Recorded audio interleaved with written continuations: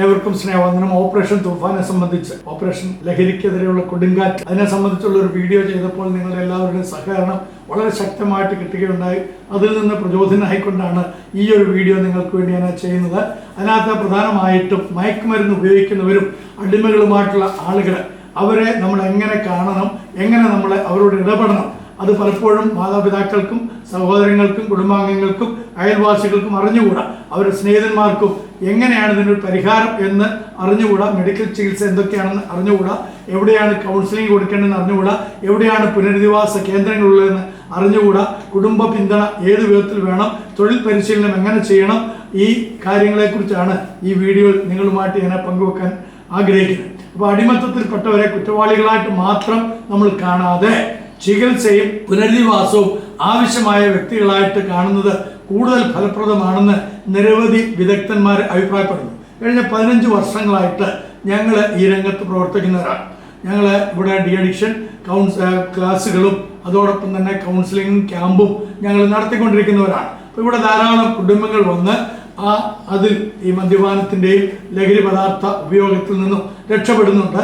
ദീർഘവർഷങ്ങൾ അവർ relapse ആകാതെ നിൽക്കാറുണ്ട്. എന്നാൽ ചില ആളുകളൊക്കെ പെട്ടെന്ന് തന്നെ റിലാപ്സ് ആകും, ചില ആളുകൾ റിലാപ്സ് ആകാതെ നിലനിൽക്കുന്നു. അപ്പോൾ അതിൻ്റെ മാനസിക നിലവാരങ്ങളുണ്ട്. ഏറ്റവും മോശപ്പെട്ടിന് ഒരിക്കലും നന്നാകുകയില്ല എന്ന് പറഞ്ഞ ആളുകൾ പോലും നന്നാകുക മാത്രമല്ല, അവർ ഈ പ്രവർത്തനങ്ങളിൽ നമ്മളോടൊപ്പം സഹകരിക്കുന്നു എന്നുള്ളതും ചാരിതാർത്ഥ്യത്തോടുകൂടെ നിങ്ങളോട് അറിയിക്കുകയാണ്. ഇതിനകത്ത് കുറെ കാര്യങ്ങൾ മനസ്സിലാക്കിയിട്ടുള്ള ഒരു വ്യക്തി എന്നുള്ള നിലയിൽ ഇപ്പോൾ ഞങ്ങൾ പഠിക്കുകയാണ്. എങ്കിലും കുറെ കാര്യങ്ങൾ ഞങ്ങൾ ഈ കാര്യങ്ങളിൽ ചെയ്ത് ശീലിച്ചിട്ടുള്ളവർ എന്നുള്ള നിലയിൽ ഇപ്പോൾ കേരള പോലീസിന്റെ ഓപ്പറേഷൻ തുഫാൻ സംസ്ഥാനത്തെ മയക്കുമരുന്ന് ശൃംഖലകൾക്കെതിരെ വലിയ പോരാട്ടം നടത്തുന്നുള്ളത് വളരെ സന്തോഷത്തോടെ ഓർക്കുകയാണ്. നിരവധി അറസ്റ്റുകളും പിടിച്ചെടുക്കലുകളും ഉണ്ടായിട്ടുണ്ടെങ്കിലും ദീർഘകാല വിജയത്തിനായിട്ട് നിയമ നടപടികൾക്കൊപ്പം ബോധവൽക്കരണവും ചികിത്സ, പുനരധിവാസം, കുടുംബ പിന്തുണ എന്നിവയും ഒരുപോലെ ആവശ്യമാണെന്നും കൂടെ ഓർപ്പിക്കാനായിട്ടാണ് ഞാൻ ഈ വീഡിയോ ചെയ്യുന്നത്. മയക്കുമരുന്ന് പ്രശ്നത്തെ നിയമപരമായും സാമൂഹ്യമായും ആരോഗ്യപരമായും ഒരേ സമയം നേരിടുമ്പോഴാണ് കൂടുതൽ സ്ഥിരതയുള്ള ഫലങ്ങൾ നമുക്ക് കാണാൻ സാധിക്കും. ആദ്യം ഒരു ഡോക്ടർ വിലയിരുത്തേണ്ടതായിട്ടുള്ള ചില കാര്യങ്ങളുണ്ട്. ഏത് ലഹരി വസ്തുവാണ് ഈ വ്യക്തി ഉപയോഗിക്കുന്നത്, എത്ര കാലമായിട്ട് ഇദ്ദേഹം ഇത് ഉപയോഗിക്കുന്നു, ശാരീരിക ആരോഗ്യനില എങ്ങനെയുണ്ട്, മാനസിക ആരോഗ്യനില എങ്ങനെയുണ്ട്, മറ്റു രോഗങ്ങൾ ഇതുമായിട്ട് ബന്ധപ്പെട്ടതാണോ അതോ സ്വാഭാവികമായിട്ടുണ്ടായതാണോ എന്നതൊക്കെ ഡിറ്റക്ട് ചെയ്യേണ്ടത് വളരെ പ്രധാനപ്പെട്ട ഒരു കാര്യമാണ്. അത് നമ്മൾ ഡയഗ്നോസ് ചെയ്ത് കഴിയുമ്പോഴാണ് അടുത്ത സ്റ്റെപ്പിലേക്ക് നമുക്ക് ഇറങ്ങാനായിട്ട് പറ്റുള്ളൂ. അതെന്താണെന്ന് വെച്ച് കഴിഞ്ഞാൽ ഡിറ്റോക്സിഫിക്കേഷൻ എന്ന് പറയും. ഡിറ്റോക്സിഫിക്കേഷൻ എന്ന് പറഞ്ഞു കഴിഞ്ഞാൽ ലഹരി വസ്തുവിൻ്റെ ഉപയോഗം നിർത്തുമ്പോൾ ചിലർക്ക് ഗുരുതരമായിട്ടുള്ള ലക്ഷണങ്ങൾ ഉണ്ടാകാൻ ചാൻസ് ഉണ്ട്. അതിനാൽ മെഡിക്കൽ മേൽനോട്ടത്തിൽ ഡിറ്റോക്സ് ചികിത്സ വളരെ ആവശ്യമായിട്ട് വരാം. പിൻവലിക്കൽ ലക്ഷണങ്ങൾ എന്തൊക്കെയാണെന്നുള്ളത് നിങ്ങൾ അറിയണം. ചിലപ്പോൾ ചില ആളുകൾക്ക് ഉത്കണ്ഠയുണ്ടാകും. മാത്രമല്ല ചില ആളുകൾ അമിതമായിട്ട് വിയർക്കും, വേറെ ആളുകൾ വിറയ്ക്കും. ഇവിടെ തന്നെ ഒരു 3 ദിവസം ആളുകൾ കിടക്കുമ്പോൾ അവർ ക്യാമ്പിനായിട്ടൊക്കെ വരുന്ന സമയത്ത് സ്ഥിരം മദ്യപിക്കുന്ന ആളുകളോ അല്ലെങ്കിൽ ഇതുപോലെ ലഹരി പദാർത്ഥങ്ങൾ ഉപയോഗിക്കുന്നവരാണെങ്കിൽ അവരെ ഇങ്ങനെ നമ്മളൊന്ന് കൈ പിടിപ്പിച്ചു കഴിഞ്ഞാൽ അത് ഇങ്ങനെ നിർത്തിയില്ല, ഇങ്ങനെ പറിച്ചുകൊണ്ടിരിക്കും വളരെ ശക്തമായി. കാരണം അവർക്ക് ഇതില്ലാതെ പറ്റുകയില്ല. അപ്പോൾ ഒരു തുള്ളി കൊടുത്തു കഴിഞ്ഞാൽ തീർച്ചയായിട്ടും അവർക്കൊരു ആശ്വാസം കിട്ടും എന്നൊക്കെ ചില ആളുകൾ പറയാറുണ്ട്. നമ്മൾ ഒരിക്കലും അത് പ്രോത്സാഹിപ്പിക്കുന്ന ആളുകളല്ല, അപ്പോൾ അങ്ങനെ കൊടുക്കാറുമില്ല.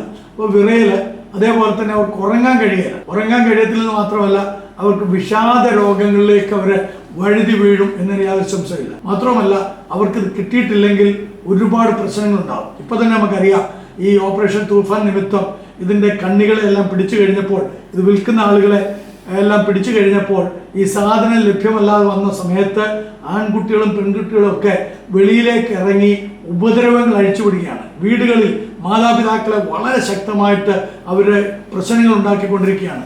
സാധനങ്ങൾ പൊട്ടിക്കുന്നുണ്ട് അകാരണമായിട്ട്. സ്കൂളിൽ പോകാൻ കഴിയുന്നില്ല, കോളേജിൽ പോകാൻ കഴിയുന്നില്ല. അങ്ങനെ മാനസികമായിട്ട് വളരെയധികം പ്രശ്നങ്ങൾ അഭിമുഖീകരിക്കുകയാണ്. അപ്പോൾ ഇതിന് ആ കാലഘട്ടത്തിലാണ് നമ്മൾ മാനസിക ആരോഗ്യ ചികിത്സ രംഗത്തിലേക്ക് ചിന്തിക്കേണ്ടത്. ലഹരിയോടൊപ്പം തന്നെ പലർക്കും ഈ മാനസിക ആരോഗ്യ ചികിത്സ നൽകേണ്ടത് അത്യാവശ്യമായിട്ട് വരും. കാരണം വിഷാദ രോഗം, ഉത്കണ്ഠ രോഗങ്ങൾ, ബൈപോളാർ ഡിസോർഡേഴ്സ്, മാനസിക ആഘാതങ്ങളുമായിട്ട് ബന്ധപ്പെട്ട പ്രശ്നങ്ങളൊക്കെ ഉണ്ടാകാൻ ചാൻസ് ഉണ്ട്. ഇവയ്ക്കും ചികിത്സ കൃത്യമായിട്ട് നമ്മൾ നൽകണം. സാരമില്ല എന്ന് മാതാപിതാക്കൾ വിചാരിക്കരുത്. കാരണം ഉത്കണ്ഠ രോഗങ്ങളൊക്കെ ഉണ്ടായിക്കഴിഞ്ഞാൽ പിന്നീട് നമുക്ക് പിടുത്തം കിട്ടാത്ത വിധത്തിൽ ഇവരെ പെരുമാറുകയും അവരുടെ ജീവിതത്തിൽ പല പ്രശ്നങ്ങളും അല്ലെങ്കിൽ ജീവിതം തന്നെ നഷ്ടപ്പെടുത്തുന്ന അവസ്ഥകളും ഒക്കെ ഉണ്ടാകും. അവരുടെ ജീവിതം മാത്രമല്ല നഷ്ടപ്പെടുക, കുടുംബാംഗങ്ങളുടെ ജീവിതത്തെ അവരെ ഭീഷണിപ്പെടുത്തും എന്നതിന് യാതൊരു സംശയമില്ല. അതുകൊണ്ട് ഇതിന്റെ ആരംഭത്തെക്കുറിച്ച് പല മാതാപിതാക്കൾക്കും എൻ്റെ അടുക്കൽ കൗൺസിലിംഗ് വരുന്നതിൽ പല മാതാപിതാക്കളും മക്കളെ കുറിച്ച് പറയാറുള്ളത് നല്ല കുട്ടിയായിരുന്നു വെച്ചാൽ ഒരു കുഴപ്പമില്ലായിരുന്നു, അല്ലെങ്കിൽ പെൺകുട്ടികളാണെങ്കിൽ ഇവർക്ക് ഒരു കുഴപ്പമില്ലായിരുന്നു, നല്ല കുട്ടിയായിരുന്നു, +2 വരെ ഓൾക്ക് ഒരു കുഴപ്പമില്ലായിരുന്നു. ഇപ്പം ഈ അടുത്ത സമയത്ത് ഓള് മിണ്ടൂല, അല്ലെങ്കിൽ ഓ മിണ്ടൂല, ഓള് ഒന്നും കഴിക്കൂല. അപ്പൊ ഇതൊരു സിംറ്റമാണ്, ഒരു രോഗലക്ഷണമാണ്. അവരെന്തോ സാധനങ്ങൾ ഉപയോഗിക്കുന്നു എന്നുള്ളത് കൃത്യമായിട്ട് മനസ്സിലാക്കേണ്ടുന്ന കാര്യമാണ്. അപ്പൊ അതെന്താണെന്ന് കണ്ടെത്തുകയും അതിന് വ്യക്തിപരമായിട്ട് അവരോട് സംസാരിക്കാൻ നിങ്ങൾക്ക് കഴിയുകയില്ലെങ്കിൽ നല്ലൊരു കൗൺസിലർ അടുക്കൽ അല്ലെങ്കിൽ ഒരു ഡോക്ടറുടെ അടുക്കൽ നിങ്ങൾ അവരെ കൊണ്ടെത്തിക്കുകയും ചെയ്യേണ്ടത് ആവശ്യമാണ്.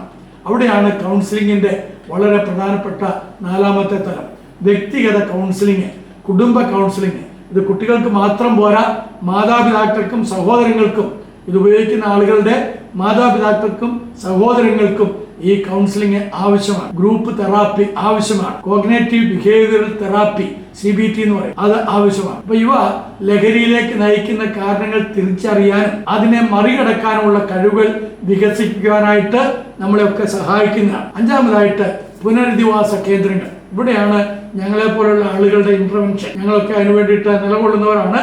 നിങ്ങൾക്ക് അങ്ങനെയുള്ള നിങ്ങളുടെ കുട്ടികളോ അല്ലെങ്കിൽ നിങ്ങളുടെ ജീവിത പങ്കാളിയോ ഒക്കെ ഈ തരത്തിൽ മദ്യത്തിനോ മയക്കുമരുന്നിനോ ഒക്കെ അടിമകളാണെങ്കിൽ അതിൽ നിന്ന് വിമോചനം പ്രാപിക്കണമെന്നുണ്ടെങ്കിൽ അവരെ കൊണ്ടുവരാം. ഒരു കാര്യം, ജീവിത പങ്കാളിയെ ഇവിടെ കൊണ്ട് തള്ളിയിട്ട് പുനരധിവാസ കേന്ദ്രങ്ങളിൽ കൊണ്ട് തള്ളിയിട്ട് അവർ നോയിക്കോട്ടെ എന്ന് പറഞ്ഞു പോകാൻ പല ജീവിത പങ്കാളികൾക്കും താല്പര്യമാണ്. ആ പരിപാടി നമ്മൾ നിർത്തി. കുറെ കാലം ഞങ്ങൾ അങ്ങനെ ചെയ്ത് ഞങ്ങൾ വിഡ്ഢികളായി. ഒരു ഗുണവുമില്ല. കാരണം ചികിത്സ ആവശ്യം ഇത് ഉപയോഗിക്കുന്ന ആളുകൾക്ക് മാത്രമല്ല, അവരുടെ ജീവിത പങ്കാളിക്കും ഇത് ആവശ്യമാണ്. അവരുടെ ജീവിത പങ്കാളികളും ശരിക്കും ഡ്രിങ്കേഴ്സ് ആയിട്ട് മാറിക്കഴിഞ്ഞു. അയാള് എന്തുകൊണ്ട് ഡ്രിങ്ക്സ് അടിക്കുന്നു അല്ലെങ്കിൽ മയക്കുമരുന്ന് ഉപയോഗിക്കുന്നു എന്ന് ചോദിക്കുമ്പോൾ അല്ലെങ്കിൽ ചകഞ്ഞു ചെല്ലുമ്പോൾ അതിന്റെ നല്ല പങ്ക് കാരണം അതിന്റെ ഉത്തരവാദിത്വം ജീവിത പങ്കാളിക്കാണ്, അല്ലെങ്കിൽ അദ്ദേഹത്തിന്റെ ആ വ്യക്തിയുടെ മാതാപിതാക്കൾക്കുണ്ട്, സഹോദരങ്ങൾക്ക് ആർക്കെങ്കിലും അതിനകത്ത് ഉത്തരവാദിത്വം ഉണ്ടാകും. അതുകൊണ്ട് അങ്ങനെയുള്ളവരും കൂടെ ഇവരോടൊപ്പം റീഹാബിലിറ്റേഷൻ സെന്ററിൽ താമസിക്കേണ്ടത് ആവശ്യമാണ്. കാരണം അവർക്കും കൗൺസിലിങ്ങും അവർക്കും ട്രീറ്റ്മെന്റും ആവശ്യമായിട്ട് വരും. മനസ്സിലാകുന്നുണ്ടല്ലോ? അപ്പൊ അതുകൊണ്ട് അച്ഛന്മാരും സിസ്റ്റേഴ്സും ഒക്കെ നടത്തുന്നിടത്തേക്ക് കൊണ്ട് തള്ളിയേക്കാം, അവർ നോക്കിക്കോളൂ, ഇത് അവരുടെ ഉത്തരവാദിത്വമാണെന്ന് ചിന്തിക്കുന്ന വിഡ്ഢിത്തരമാണ്. അങ്ങനെ ഓരോ സെന്ററിലും ആരും നിങ്ങളെ എടുക്കുകയില്ല, ആരും അങ്ങനെ വ്യക്തികളായിട്ട് ഇനി എടുക്കുകയില്ല. ജീവിത പങ്കാളി വിട്ടുപോയിട്ടുണ്ടെങ്കിൽ അവരുടെ കുടുംബാംഗങ്ങൾ, ഉത്തരവാദിത്തപ്പെട്ട ഒരാള് കൂടെ ഉണ്ടെങ്കിൽ മാത്രമേ ഞങ്ങളുടെ സെന്ററിൽ ഇനിയും ആളുകളെ എടുക്കുകയുള്ളൂ എന്ന് ഞങ്ങൾ ഉറപ്പിച്ചു പറയട്ടെ. അപ്പൊ ഇത് കൂട്ടായ ഉത്തരവാദിത്തമാണ്. ഇപ്പൊ ഡി അഡിക്ഷൻ സെന്ററുകൾ അതിനു വേണ്ടിയിട്ടുള്ളതാണ്, റീഹാബിലിറ്റേഷൻ കേന്ദ്രങ്ങൾ അതിനു വേണ്ടിയിട്ടുള്ളതാണ്, ഔട്ട് പേഷ്യന്റ് ചികിത്സാ പദ്ധതികൾ വളരെ ഫലപ്രദമാക്കേണ്ടിയിരിക്കുന്നു. സർക്കാർ അതിന് മുൻകൈ എടുക്കുകയും ഇതുപോലെ റീഹാബിലിറ്റേഷൻ സെന്ററുകൾക്ക് വേണ്ടുന്ന എല്ലാ വിധത്തിലുള്ള സപ്പോർട്ട്, ബാക്കിങ്, അതിനകത്ത് കൃത്യമായ ഒരു സോഷ്യൽ എഞ്ചിനീയറിംഗും വേണം. അതോടൊപ്പം തന്നെ വേണ്ടുന്ന സപ്പോർട്ടും നൽകണം. ഇതിന്റെ മറവിൽ പല തട്ടിപ്പുകൾ നടക്കാനും ചാൻസ് ഉണ്ട്. അതുണ്ടാകാതിരിക്കാൻ തക്കവണ്ണം സർക്കാർ ജാഗ്രത പുലർത്തുകയും ചെയ്യണം. അതുകൊണ്ട് തന്നെ പോലീസിന്റെയും എക്സൈസിന്റെയും ആരോഗ്യ വകുപ്പിന്റെയും നേതൃത്വത്തിൽ വേണം ഇത്തരം കാര്യങ്ങൾ നടത്താൻ എന്നുള്ളതും കൂടെ പൊതുജനങ്ങളും കൂടെ അറിഞ്ഞിരിക്കണം. അതുകൊണ്ടാണ് ഞാൻ ഈ കാര്യങ്ങൾ ഇത്രയും കൃത്യമായിട്ട് പറയുന്നത്. 6ാമതായിട്ട് ദീർഘകാല ഫോളോ അപ്പ്. അത് വളരെ പ്രധാനപ്പെട്ടതാണ്. എനിക്കറിയാം, 10 വർഷം വരെ മദ്യപിക്കാതിരുന്ന ആള് 10 വർഷം കഴിഞ്ഞപ്പോൾ ബഹുകുടിയനായിട്ട് മാറിയാണ്. 25 വർഷം വരെ കുടി നിർത്തുക മാത്രമല്ല, അനേക കുടുംബങ്ങൾക്ക് കൗൺസിലിംഗ് നടത്തിക്കൊണ്ടിരുന്ന ആള് പിന്നീട് മുക്കുടിയനായിട്ട് മാറിയ സംഭവങ്ങൾ. അപ്പൊ അതുകൊണ്ട് ഈ സാധാരണ നമ്മൾ പറയാറുണ്ട് 12 വർഷത്തേക്കാണ് ഇതിന്റെ ക്ലാവ് തലച്ചോറിലിരിക്കുക. അങ്ങനെ 12 വർഷമൊന്നും ആർക്കും നിശ്ചയിക്കാൻ കഴിയില്ല. കാരണം ഓരോരുത്തരുടെയും മാനസിക നിലവാരങ്ങളെല്ലാം വ്യത്യസ്തപ്പെട്ടുകൊണ്ടിരിക്കുകയാണ്, കാലങ്ങൾക്കനുസരിച്ച് വ്യതിയാനങ്ങൾ വന്നുകൊണ്ടിരിക്കുകയാണ്. അപ്പം അതുകൊണ്ട് തന്നെ നമ്മൾ ഈ ഫോളോ അപ്പ് വളരെ പ്രധാനപ്പെട്ടതാണ്. ദീർഘകാലം ഇനി ഞാൻ വീഴുകയില്ല, റിലാപ്സ് ആകുകയില്ല എന്നൊക്കെ പറയുന്ന ആളുകൾ ഏത് സമയത്തും വീഴാൻ ചാൻസ് ഉണ്ട്. അതുകൊണ്ട് അവരെ നിസ്സാരമായിട്ട് തന്നെ കാണരുത് എന്ന് ഓർപ്പിക്കുകയാണ്. ലഹരി വിമുക്തി ഒരു ദിവസത്തെ പ്രക്രിയയല്ല. അതിനാൽ സ്ഥിരമായ മെഡിക്കൽ പരിശോധന, കൗൺസിലിംഗ്, കുടുംബ പിന്തുണ, തൊഴിൽ പരിശീലനം, സാമൂഹിക പുനഃസംയോജനം എന്നിവ വളരെ പ്രധാനപ്പെട്ട കാര്യമാണ്. അടിയന്തര ചികിത്സ ആവശ്യമായ സാഹചര്യങ്ങളുണ്ട്. ഇനി പറയുന്ന ലക്ഷണങ്ങൾ കണ്ടാൽ ഉടനെ നിങ്ങൾ ആശുപത്രിയിൽ അങ്ങനെയുള്ളവരെ എത്തിക്കണം. ബോധരഹിതരായിട്ടുള്ള അവസ്ഥ, അതുപോലെ ഇത് ഉപയോഗിക്കുന്ന ആളുകൾക്ക് നെഞ്ചുവേദന, അപസ്മാരം, പിറ്റ്സ്, ഇതൊക്കെ വരുന്ന സമയത്ത് നമ്മൾ സാരമില്ല എന്ന് വിചാരിച്ച് ഈ താൽക്കാലിക ചികിത്സയിൽ നിൽക്കരുത്. ഗുരുതരമായ ഭ്രമങ്ങൾ ഉണ്ടാകും, ആത്മഹത്യ ചിന്തകൾ ഉണ്ടാകും, അതിക്രമപരമായിട്ടുള്ള പെരുമാറ്റം ഉണ്ടാകും. ഇതൊക്കെ കാണുമ്പോൾ നമ്മൾ കൃത്യമായി ഇടപെടുവാൻ ഇടയാക്കിയാണ്. മയക്കുമരുന്ന് ആസക്തി ഒരു വ്യക്തിയുടെ സ്വഭാവ ദോഷമോ ഇച്ഛാശക്തി കുറവോ മാത്രമല്ല, അത് ചികിത്സയും പിന്തുണയും ആവശ്യമായ ഒരാരോഗ്യ പ്രശ്നമാണ്. അതുകൊണ്ട് ഈ വലിയ ആത്മീയരായിട്ടുള്ള ആളുകളൊക്കെ ചിന്തിച്ചോണം, നിങ്ങളുടെ കുടുംബങ്ങളിലും ഇത്തരത്തിലുള്ള പ്രശ്നങ്ങൾ ഉണ്ടാകാം. നമ്മുടെ ഒന്നും കുടുംബങ്ങളിൽ ഇതുപോലുള്ള ലഹരി വിമുക്തമല്ല എന്നുള്ളത് എല്ലാവരും അറിയണം. ലഹരിക്ക് അടിമപ്പെട്ടവരെ ശത്രുക്കളായി കാണാതെ ചികിത്സയിലൂടെ സമൂഹത്തിന്റെ മുഖ്യധാരയിലേക്ക് തിരിച്ചു കൊണ്ടുവരാൻ കുടുംബവും സമൂഹവും ആരോഗ്യ പ്രവർത്തകരും ഒരുമിച്ച് പ്രവർത്തിക്കണം. സ്നേഹവും കരുതലും ശരിയായ ചികിത്സയും ലഭിക്കുമ്പോൾ ലഹരിയിൽ നിന്ന് മോചിതരായ സാധാരണ ജീവിതത്തിലേക്ക് മടങ്ങി വരാൻ പലർക്കും സാധിക്കും എന്ന് ഓർപ്പിച്ചുകൊണ്ട് നിങ്ങൾക്ക് ഇതിനെക്കുറിച്ച് കൂടുതൽ കാര്യങ്ങൾ മനസ്സിലാക്കാൻ ഇടയാകട്ടെ. ഞങ്ങളുമായിട്ട് നിങ്ങൾക്ക് ബന്ധപ്പെടാം. ഞങ്ങളുടെ ഫോൺ നമ്പർ ഇതിന്റെ താഴെ കൊടുക്കുന്നുണ്ട്. നിങ്ങൾക്ക് ഏത് സമയത്തും ഞങ്ങളുമായിട്ട് ബന്ധപ്പെടാം. സർക്കാരിന്റെ ഭാഗത്തു നിന്ന് എല്ലാ വിധത്തിലുള്ള പിന്തുണയും ഇതിന്റെ പരിഹാരത്തിനുണ്ടാകും എന്നുള്ള പ്രതീക്ഷയോടുകൂടെ നിർത്തുന്നു. നന്ദി, നമസ്കാരം.